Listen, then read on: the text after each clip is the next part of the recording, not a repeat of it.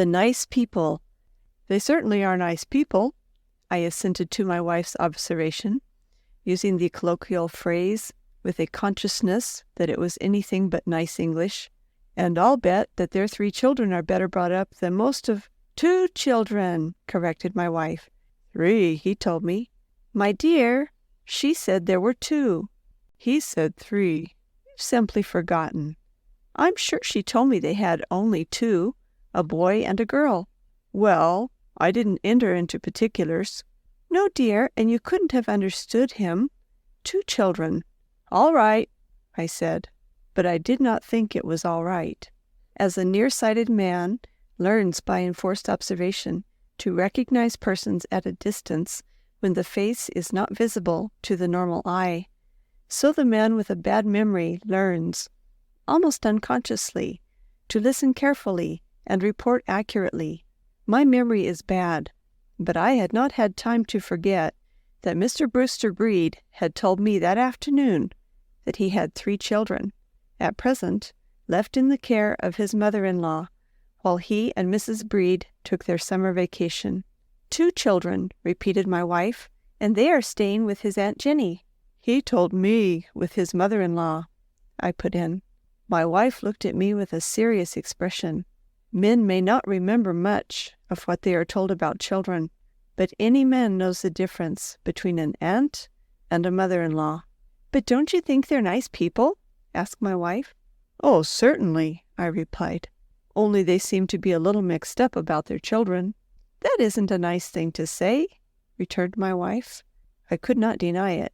And yet, the next morning, when the Breeds came down and seated themselves opposite us at table, beaming and smiling in their natural, pleasant, well-bred fashion, I knew, to a social certainty, that they were nice people. He was a fine-looking fellow in his neat tennis flannels, slim, graceful, 28 or 30 years old, with a fringy pointed beard. She was nice in all her pretty clothes, and she herself was pretty, with that type of prettiness which outwears most other types, the prettiness that lies in a rounded figure, a dusky skin, plump rosy cheeks, white teeth, and black eyes. She might have been 25. You guessed that she was prettier than she was at 20, and that she would be prettier still at 40. And nice people were all we wanted to make us happy in Mr. Jacobus's summer boarding house on top of Orange Mountain. For a week, we had come down to breakfast each morning, wondering why we wasted the precious days of idleness with the company gathered around the Jacobus board.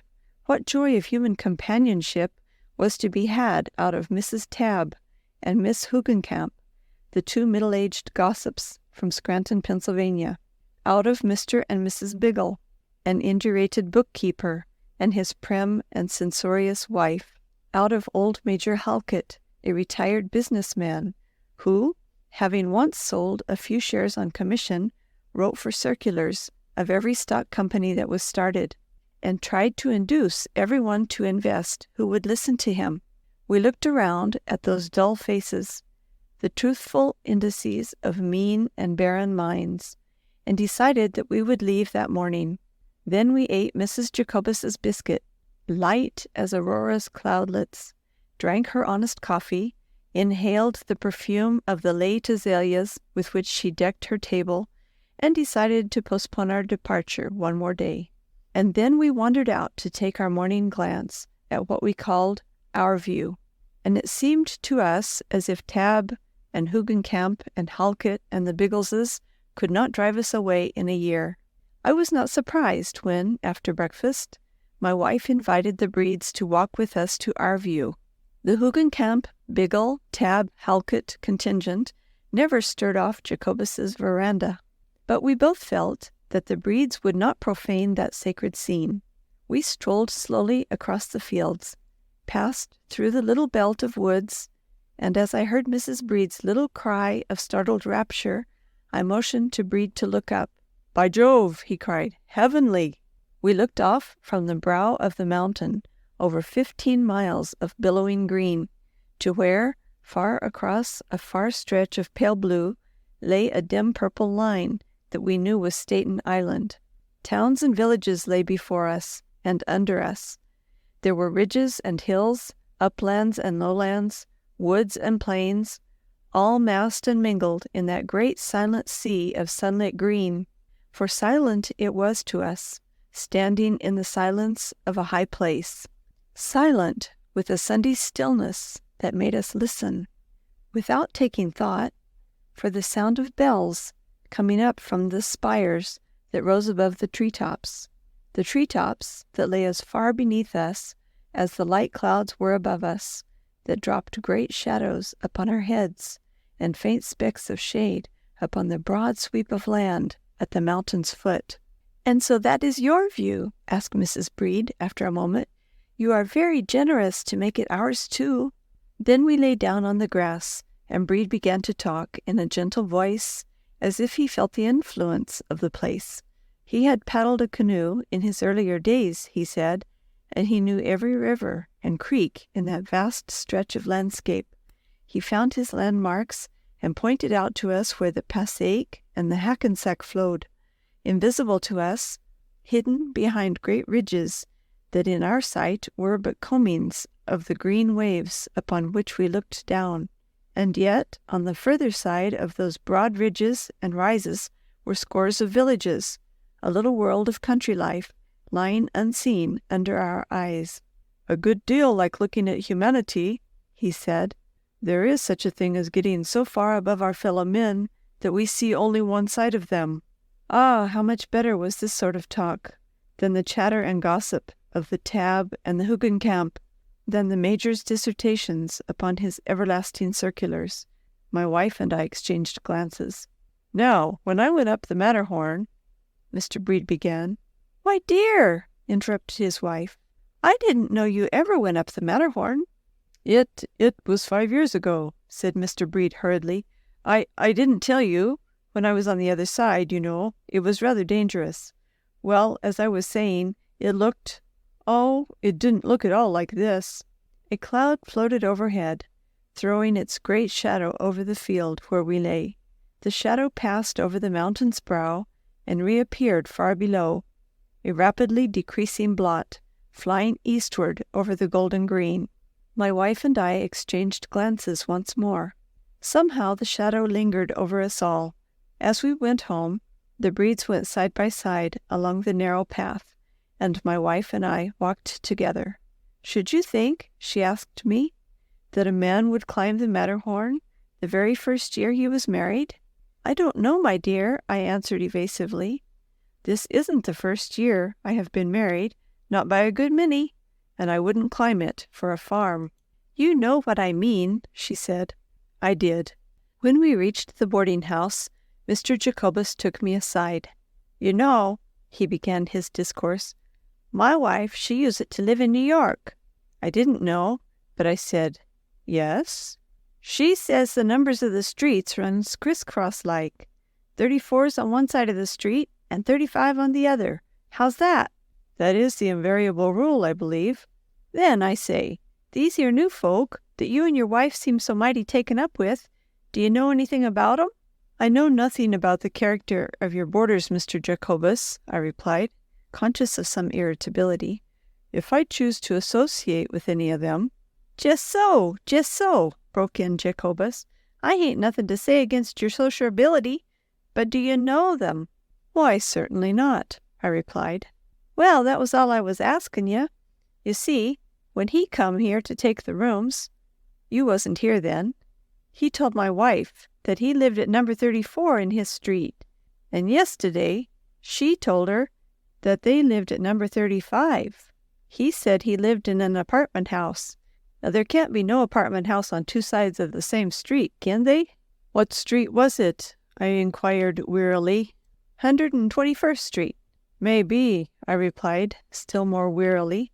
"That's Harlem. Nobody knows what people will do in Harlem." I went up to my wife's room. "Don't you think it's queer?" she asked me. "I think I'll have a talk with that young man tonight," I said, "and see if he can give some account of himself." "But, my dear," my wife said gravely, "she doesn't know whether they've had the measles or not."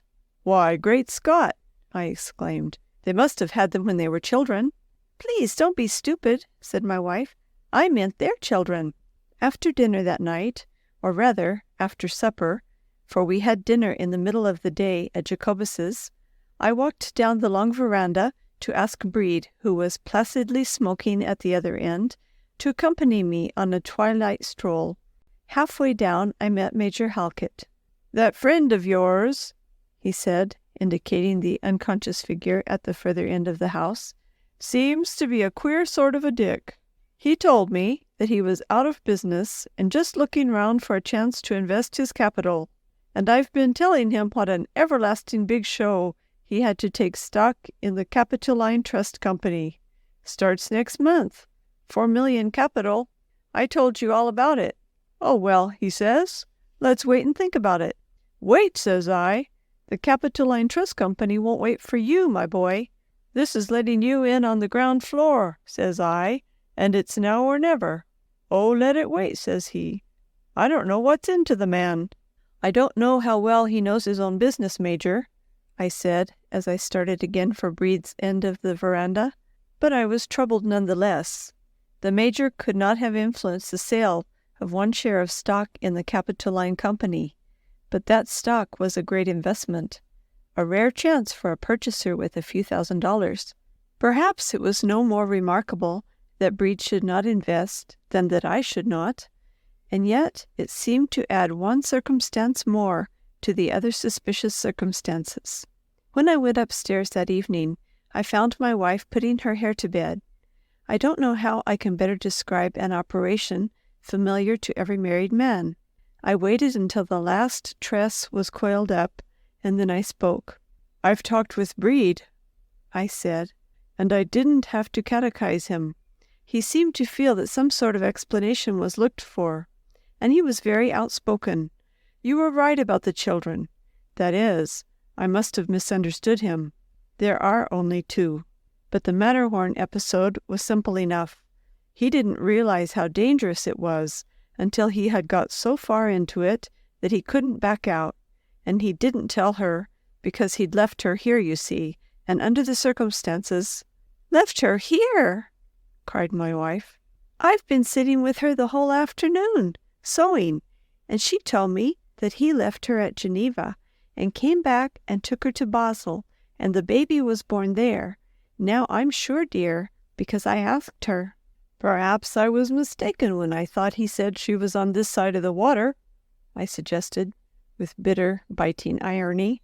"You poor dear, did I abuse you?" said my wife.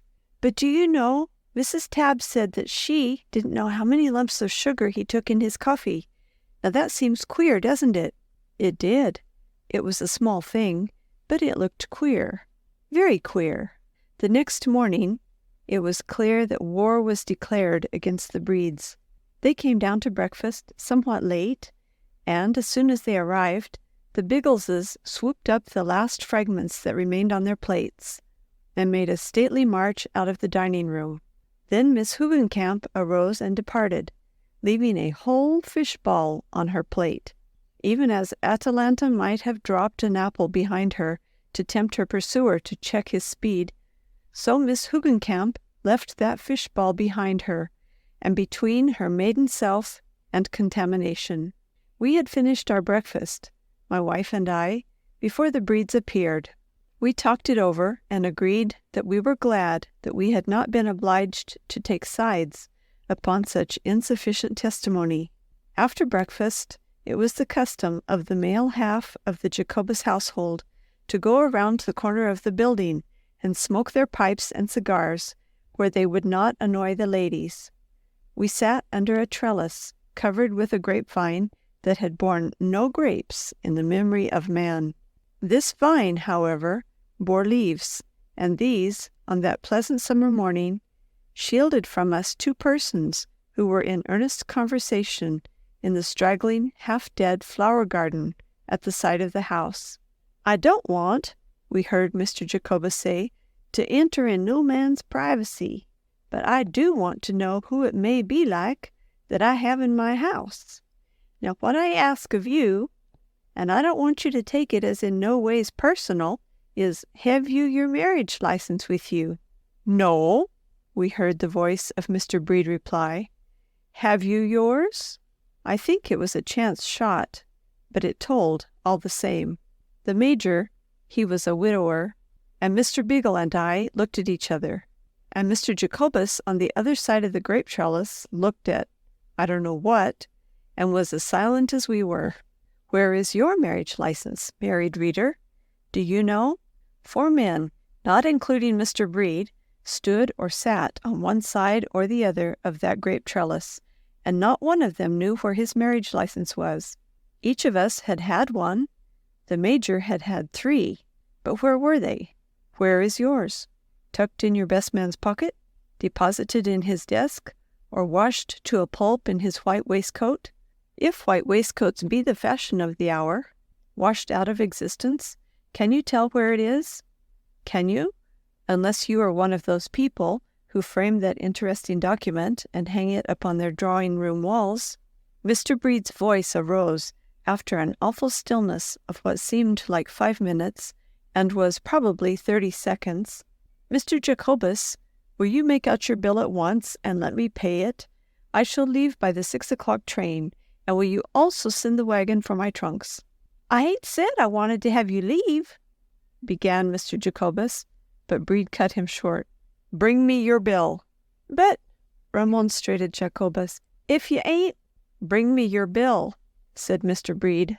My wife and I went out for our morning's walk, but it seemed to us, when we looked at our view, as if we could only see those invisible villages of which Breed had told us, that other side of the ridges and rises of which we catch no glimpse from lofty hills or from the heights of human self-esteem.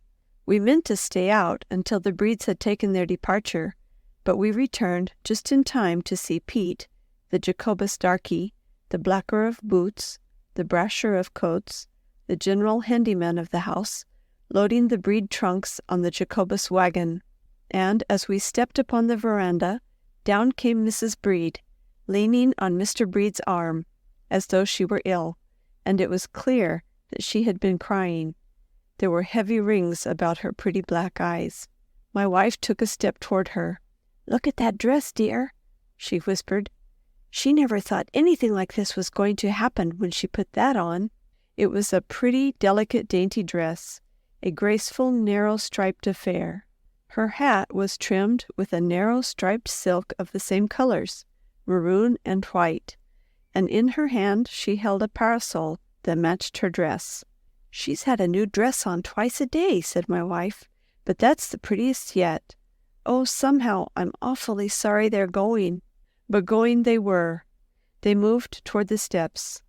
Mrs. Breed looked toward my wife, and my wife moved toward Mrs. Breed, but the ostracized woman, as though she felt the deep humiliation of her position, turned sharply away and opened her parasol to shield her eyes from the sun. A shower of rice, a half-pound shower of rice, fell down over her pretty hat and her pretty dress, and fell in a spattering circle on the floor, outlining her skirts, and there it lay in a broad, uneven band, bright in the morning sun. Mrs. Breed was in my wife's arms, sobbing as if her young heart would break. "Oh, you poor dear silly children," my wife cried, as Mrs. Breed sobbed on her shoulder. "Why didn't you tell us?" We didn't want to be taken for a bridal couple," sobbed Mrs. Breed, "and we didn't dream what awful lies we'd have to tell, and all the awful mixed-upness of it. Oh, dear, dear, dear." "Pete," commanded Mr. Jacobus, "put back them trunks. These folks stays here as long as they wants ter. Mr. Breed," he held out a large, hard hand. "I'd orter have known better," he said, and my last doubt of Mr. Breed vanished as he shook that grimy hand in manly fashion. The 2 women were walking off toward our view, each with an arm about the other's waist, touched by a sudden sisterhood of sympathy. "Gentlemen," said Mr. Breed, addressing Jacobus, Biggle, the Major, and me, "there is a hostelry down the street where they sell honest New Jersey beer. I recognize the obligations of the situation." We 5 men filed down the street. The 2 women went toward the pleasant slope where the sunlight gilded the forehead of the great hill, on Mr. Jacobus's veranda lay a spattered circle of shining grains of rice. 2 of Mr. Jacobus's pigeons flew down and picked up the shining grains, making grateful noises far down in their throats. The end.